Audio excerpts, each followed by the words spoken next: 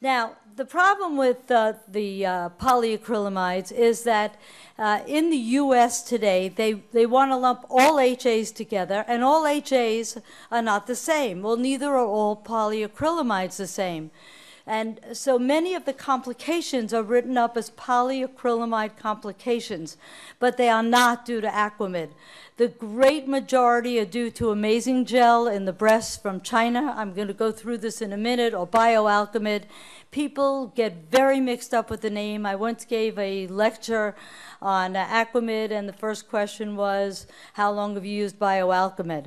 And so what happens is that people are mixed up with the name and with the product, and all hydrogels are not the same. For instance, the Bioalchemid is also called Perform, is composed of polymers of alkymide units. Evolution, which is composed of polyvinyl microspheres, and it is suspended in an acrylamide polymer. Aquamid, on the other hand, is composed solely of cross-linked polyacrylamide. So chemically, they're not the same.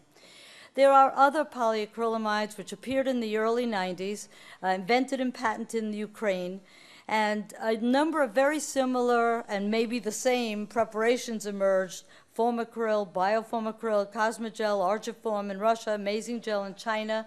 And many of these products have changed their names over the years, so you're not sure which one it is. So why is this important? Because the rate and severity of the complications of the other polyacrylamides differs greatly from the experience with Aquamid. And a recent comprehensive world literature review on the subject shows that there is a negative perception of these polyacrylamides, and it's based on the serious adverse events with these products, which are injected as a bolus with large volume, like Amazing Gel in the breast in China. There's a lot of articles on that. As a assistant editor of the Journal of Dermatologic Surgery, I recently received an article just saying polyacrylamide with some horrendous complications, and of course it was not Aquamid. So we made them actually use the name, which, you know, the FDA only wants us to use the generic name, but it's incorrect here because they aren't the same product. So the quality of the published studies is generally very poor for the other polyacrylamides compared to Aquamid.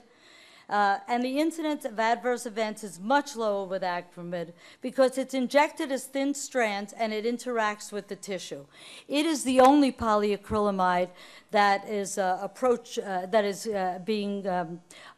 going through the FDA now in the U.S. market.